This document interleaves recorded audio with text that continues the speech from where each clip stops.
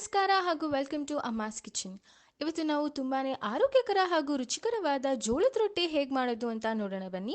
ಅದಕ್ಕೆ ಬೇಕಾಗಿರೋದು ಜೋಳದ ಹಿಟ್ಟು, ಮೆಂತ್ಯ ಸೊಪ್ಪು, ಪಾಲಕ್ ಸೊಪ್ಪು, ಕೊತ್ತಂಬರಿ ಸೊಪ್ಪು, ಹಸಿಮೆಣಸಿನಕಾಯಿ ಹಾಗೂ ಈರುಳ್ಳಿ. ಈಗ ಒಂದು ಪಾತ್ರೆಗೆ ಜೋಳದ ಹಿಟ್ಟು, ಈರುಳ್ಳಿ, ಹಸಿಮೆಣಸಿನಕಾಯಿ, ಹೆಚ್ಚಿಟ್ಕೊಂಡಿರೋ ಪಾಲಕ್ ಸೊಪ್ಪು, ಮೆಂತ್ಯ ಸೊಪ್ಪು, ಕೊತ್ತಂಬರಿ ಸೊಪ್ಪನ್ನು ಹಾಕಿ ರುಚಿಗೆ ತಕ್ಕಷ್ಟು ಉಪ್ಪು, 1 ಸ್ಪೂನ್ ಜೀರಿಗೆನ ಹಾಕಿ ಮಿಕ್ಸ್ ಮಾಡಿ ನಂತರ ಅದಕ್ಕೆ ಸ್ವಲ್ಪ ಸ್ವಲ್ಪನೇ ನೀರು ಹಾಕ್ಕೊಂಡು ಹಿಟ್ಟನ್ನು ಕಲಸಿ ಈ ರೀತಿ ಹದವಾಗಿ ತಯಾರು ಮಾಡಿಕೊಂಡು ಅರ್ಧ ಅವರ್ ಮುಚ್ಚಿಡಿ.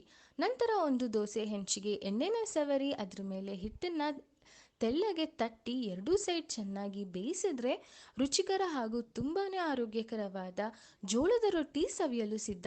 ಜೋಳದ ರೊಟ್ಟಿ ತಿನ್ನೋದ್ರಿಂದ ನಮ್ಮ ಬಾಡಿಗೆ ತುಂಬಾ ಎನರ್ಜಿ ಕೊಡುತ್ತೆ, ಹಾಗೆ ಇದು ವೆಯ್ಟ್ ಲಾಸ್ಗಂತೂ ತುಂಬಾ ಎಫೆಕ್ಟಿವ್ ಆಗಿರುತ್ತೆ. ಜೊತೆಗೆ ಶುಗರ್ ಕಂಟ್ರೋಲ್ಗಂತೂ ಇದು ತುಂಬಾ ಉಪಯೋಗಕಾರಿ. ಇದರಲ್ಲಿ ನಾವು ಮೆಂತ್ಯ ಸೊಪ್ಪು, ಪಾಲಕ್ ಸೊಪ್ಪು ಕೂಡ ಹಾಕಿರೋದ್ರಿಂದ ಕಣ್ಣಿಗೆ, ಕೂದಲಿಗೆ ತುಂಬಾ ಒಳ್ಳೆಯದು. ಜೊತೆಗೆ ಈ ಸಮ್ಮರಲ್ಲಿ ನಮ್ಮ ಬಾಡಿಗೆ ಬೇಕಾಗಿರೋ ತಂಪನ್ನು ನೀಡುತ್ತೆ. ಹಾಗಾಗಿ ಈ ಜೋಳದ ರೊಟ್ಟಿನ ನೀವು ಮಾಡ್ಕೊಳ್ಳಿ. ಈ ವಿಡಿಯೋ ಇಷ್ಟ ಆದಲ್ಲಿ ಲೈಕ್ ಮಾಡಿ, ಶೇರ್ ಮಾಡಿ, ಕಮೆಂಟ್ ಮಾಡಿ ಹಾಗೂ ನಮ್ಮ ಚಾನೆಲ್ನ ಸಬ್ಸ್ಕ್ರೈಬ್ ಮಾಡಿ. ಧನ್ಯವಾದಗಳು.